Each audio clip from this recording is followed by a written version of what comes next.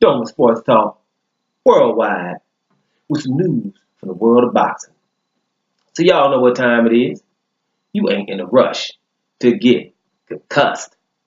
Now middleweights, middleweight champion coming off a good win. Mr. Canelo Alvarez.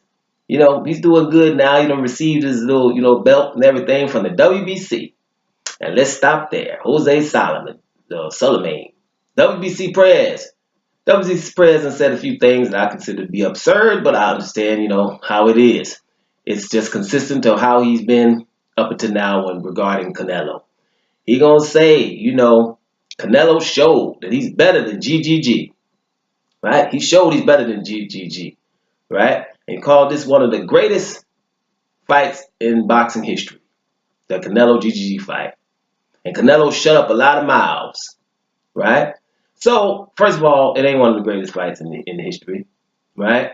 And Canelo did not show that he's better than GGG. 24 rounds of fighting against Triple G, Canelo did not win more rounds than Triple G did. He lost the first fight to Triple G. He got a draw. And the second fight, I don't think he done enough to win the fight for the belts to change hands. I would consistently say that. Did Canelo do great in both fights? Yes. First fight, showing that upper body movement. Old boy couldn't hit him. Very evasive, like I've said before. Awesome showing, but you didn't win the fight. Second fight, hey, you want it Mexican style? Is this good enough for you? I'm right in your face. Up in here. Awesome.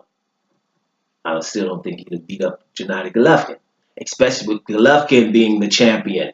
Should have been the A side, but in boxing, doesn't matter. It's the most popular, right? So, yes, Canelo did awesome in those fights, but did he beat up Canelo with 24 rounds? I don't think so. So all of this, but it's okay. Canelo, he got the win, which I don't think he should have, especially when everyone knew he got a gift decision in that first fight, getting a draw. So you don't do that to Golovkin, right? And so my point, though, is stuff like this. This is little things we forget. Canelo, with those, how he was able to do against Golovkin, right? Anybody remembering Danny Jacobs? I think Jacobs did better against Golovkin. Definitely, arguably beat Gennady Golovkin, right? Anybody thinking about that man, right? And he did better than Canelo did in the first fight. We know that for sure. That's not even a question. Jacobs probably did better than Canelo did in the second fight against Golovkin, too, in my opinion. But definitely as good. Anybody want him to fight the second time? How would Daniel Jacobs do if he had 24 rounds with Gennady Golovkin? Right? Let's ask those questions. No, nobody. Jacobs got to go do everything else.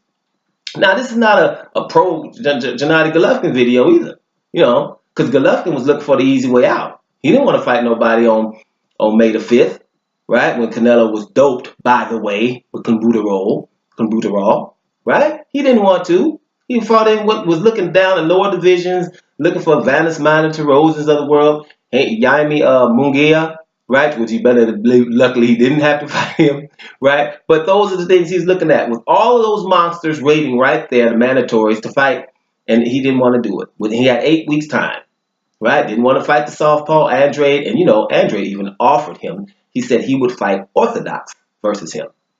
Didn't want none of that. Didn't want Derenchenko. Didn't want Jacobs for sure. You're never going to want Jacobs. I told you. After he fought Jacobs, I am not fighting Jacobs to 5 or 6 fights down the line.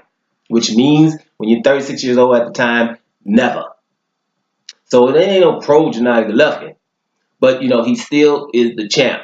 You're going to have to beat him, right? So my point is, Canelo getting all his props and loves, because what WBC president says, well, he's representing Mexico. He says, Viva Mexico after fights and all of that. Those are still not reasons to be behind a fighter. Nationalism is not a reason to be behind fighters. I saw Conor McGregor and this Khabib guy. Right? Because, I know a lot of guys, would want him to win just because he was Muslim. It's not a reason. That's not a reason. Like the fighter, no matter where he came from and what kind of religion he got. Because everybody, I tell you before, you weren't there, really, when your parents had sex. You know what I'm saying? You don't really have anything to do with where you're from. That's where you're from. You can be a little bit proud of it, but if your parents had sex somewhere else, you would be something else. You know what I'm saying? Just think of it. Don't get too hyped about where you're from and what religion you have. Right? It's not the point. Right? You can get a little bit, but not for, oh, I like this fighter because he's that. Or because he's that. Sometimes like the way his style, the way he fights. Like the way his mannerisms are. Something else. It doesn't have to be his nationalism or what color he is. We get into that too much.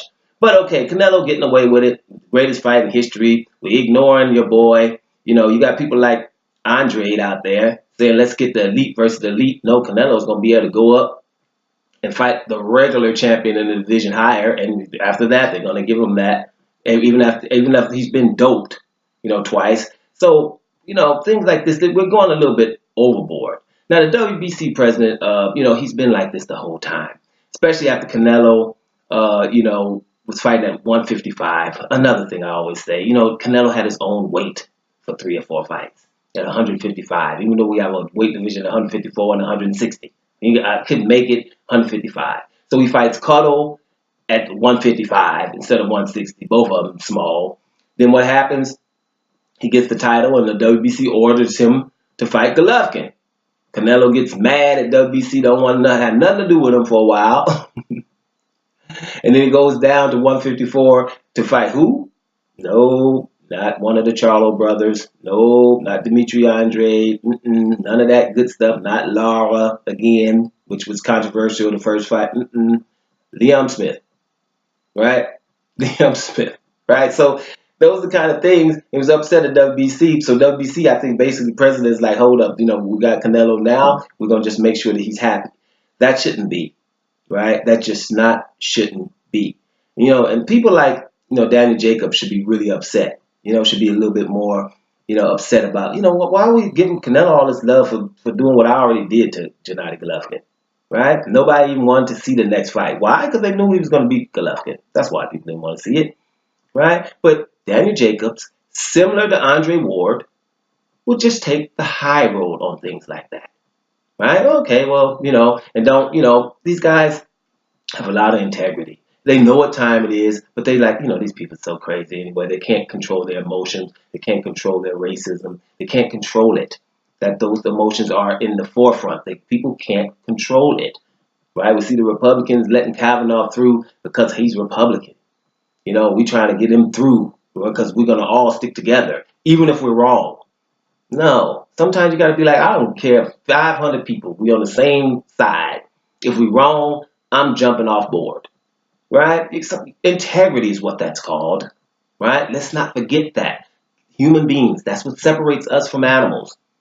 We barely separated in the first place because animals seem to get it together more than we do. But things like this with Canelo and the WBC president, it's absurd to me. It's just absurd, but it's indicative of what we always see, right? I think Canelo, after that fight, you know, should have had to deal with the mandatories that are there, right? Now we see why. Oh, no, Canelo, you don't have to deal with no mandatory because you must mess around and don't want to talk to us no more. So what we'll do is we make Gennady Golovkin have to fight Charlo, right? Now, let me make sure that everybody sees. So, you know, I'm on Canelo here, but make sure Golovkin too. Golovkin should be saying right now, you know what, Canelo, I'll be right back. I'm going over here. I'm going next door here right quick. I'm about to beat up Charlo real quick, and I'll get right back at you. I don't know what he's going to do either. I've been told him for a year he's going to be looking to fight Murata, right? Now, the only thing I've been wrong about lately is that Canelo going to fight David Lemieux. And he's going to fight him, but it wasn't next. He's going to fight this other guy because it get a little, I can get me a title, and they're going to call it a title. Trust me, the regular title at a different weight division. And then let's see what I'm going to do, right? Let's see, because I'm going to be able to do what I want to. And in the meantime, Gennady Golovkin is stuck because he's not fighting anybody of substance at 160 at all. And we're going to probably let him get away with that and fight anybody. So it's a lot of stuff. You know, actually, I got to go. Got things to do. But, you know, these kind of things, you know, these injustices are just ridiculousness in boxing. You could talk about it all day. It's ridiculous. WBC president says it's one of the greatest fight ever, right? He says that Canelo has showed that he's better than Triple G. Is that what you saw after 24 rounds? Canelo's better than Triple G, right? And something else he said that was ridiculous. I forget what it is. But, and Canelo has shut up mouths. Well, probably a few miles, but he definitely ain't shut up mine. He would shut up mine if he would try to unify at 160. Now, I'm not saying to unify at 160 because a lot of people can't do that. If it was easy, we wouldn't only have Alexander Usyk and Terence Crawford in all of boxing that have done that. But to try to do it, that would shut me up. Let's see what's happening. Dome Sports Talk, worldwide. And I'm up out of here, y'all.